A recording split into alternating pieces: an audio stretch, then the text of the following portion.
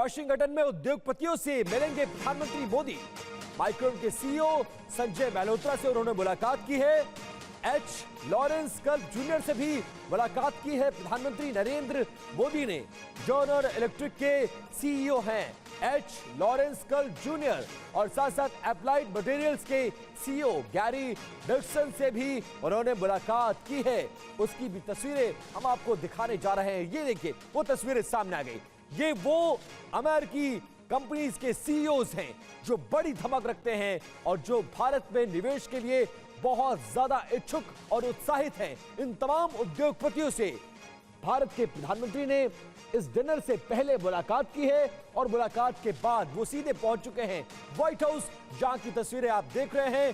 पहले मेजबानी करने के लिए अमेरिका के प्रेसिडेंट वहां पर तैयार हैं और इससे पहले ये तस्वीरें देखिए कैसे सीईओ से मुलाकात हुई है। 3 तस्वीरें आपके सामने। सीईओ माइक्रोन से उन्होंने मुलाकात की, बैठकर बातचीत हुई और इसके अलावा दूसरे सीईओ एच लॉरेंस कर्ब से और तीसरी तस्वीर जो गैरी डिक्सन है उनसे भी बातचीत। तीनों सीईओज, ये तीनों वो सीईओज हैं जो बड़ी भूमिका रखते हैं अमेरिका में और उनके सीईओ से मुलाकात भी भारत के लिए एक बड़ा संदेश है। हमारे संवाददाता निशांत चतुर्वेदी व्हाइट हाउस के बाहर से लगातार हमारे साथ बने हुए हैं। एक बार फिर से उनका रुख करते हैं। निशांत, इस प्राइवेट डिनर से पहले जो अमेरिका के ताकतवर सीईओज हैं उनसे मुलाकात, और यह माना जा रहा है कि जितने इच्छुक भारत के प्रधानमंत्री हैं उससे ज्यादा इच्छुक ये सीईओज उनसे मिलने के लिए थे, क्योंकि भारत में निवेश को लेकर ये बहुत ज्यादा उत्साहित नजर आ रहे हैं। देखिए, मैं आपसे एक बहुत बड़ी बात करने जा रहा हूं। अगर इन दोनों कंट्रीज के अलायंस की बात की जाए तो उसमें diplomatic alliance, political alliance, defence alliance, corporate alliance, ये सारी चीजें आ रही हैं। लेकिन let's not forget one more thing. Ma'am, आप अमेरिका में ही रहती हैं? हैं आप भारतीय? हाँ जी, पक्का। भारत में कहां से हैं आप? चेन्नई। अब मुझे एक बात बताइए आप ऑनेस्टली, भारत में तो इलेक्शंस हैं लेकिन अमेरिका में भी इलेक्शंस हैं और एक इंडियन कम्युनिटी बहुत बड़ा तबका है जो इस इलेक्शंस में एक बहुत बड़ा रोल प्ले करती है। क्या आपको ऐसा नहीं लगता? और उसके अलावा भी एक और बड़ी चीज, आप जो एम्प्लॉयमेंट, जो बिजनेस ये जनरेट कर सकते हैं भारत से, वो भी इलेक्शन में इंपैक्ट कर सकता है। तो ये दोनों चीजें एक तीर से 2 निशाने। पहला, अपने एम्प्लॉयमेंट के लिए, अपने बिजनेस के लिए भारत की जरूरत है। दूसरा, जो इंडियन कम्युनिटी यहां पर है, जो इंडियन डायस्पोरा की ताकत है, उसको अपने पास लाना। क्या पॉलिटिकली जो बाइडेन के लिए ये जो रिश्ता है मजबूत करने का जरूरी नहीं है? बहुत ही ज़रूरी है और इसका इसीलिए ये हो रहा है। And it's so nice to be here. There is recognition. We're coming from a position of strength. There's a lot of strength in the Indian community here. तो वो चाहिए इसके लिए.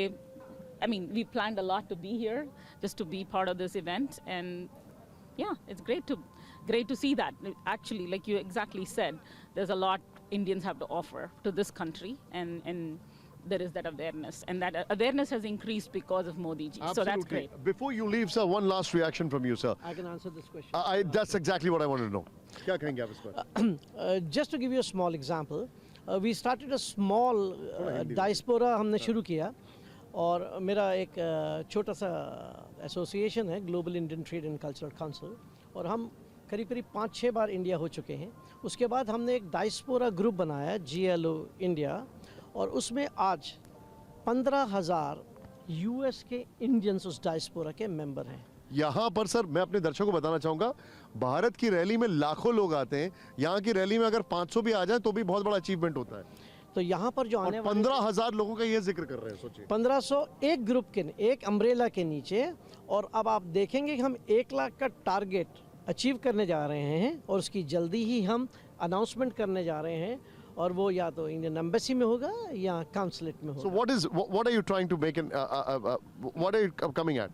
There's a thing known as firewall. ठीक है। There's a thing known as बिल्कुल, देखिए जो भारतीय bulletproof chest मूल के या भारतीय ये समुदाय के लोग Okay, हैं, उनमें एक अलग उत्साह है। वो अपनी खुशी भी एक्सप्रेस कर रहे हैं, अपनी उम्मीदें भी जाहिर कर रहे हैं भविष्य को लेकर। पूर्णिमा रात को मैं इनवाइट करना चाहूंगा इस डिस्कशन में। पूर्णिमा जी, इस पूरे विजिट को आप कैसे देख पा रही हैं और क्या अंतर लग रहा है प्रधानमंत्री नरेंद्र मोदी का ये विजिट और इससे जो फ्यूचरिस्टिक होप्स हैं, उम्मीदें हैं, उनको आप कैसे देख रही हैं? Thank you so much for having me. I appreciate it, and I apologize for my background. We're on the drive, so we have some lighting issues here. But thank you for the question. ये जो visit है, historic visit है. Narendra Modi, पहले भी मैंने कहा है कि he's an elevated, exalted, and a fantastic spiritual soul. Modi ji के लिए आज भारत की तरक्की और भारत की पोजीशन ग्लोबल स्टेज में यहाँ पे आके पहुंचा है. There is no way 10 years ago किसी को थोड़ा सा भी अंदाजा होता कि आज इंडिया का पोजीशन यहाँ पे आता. 5th largest economy बन चुकी है. Their agenda is to become 3rd largest economy. India has managed the COVID so beautifully and in totally stayed neutral in the Russia-Ukraine war. सबने बोला है कि इंडिया के लिए difficult होगा. Difficult था, but I think what has brought together in this particular information to the global stage that अब India रुकने वाला नहीं है. बिल्कुल, और स्थितियां पहले से बदली हैं. भारत मुश्किल परिस्थितियों से बाहर निकल चुका है.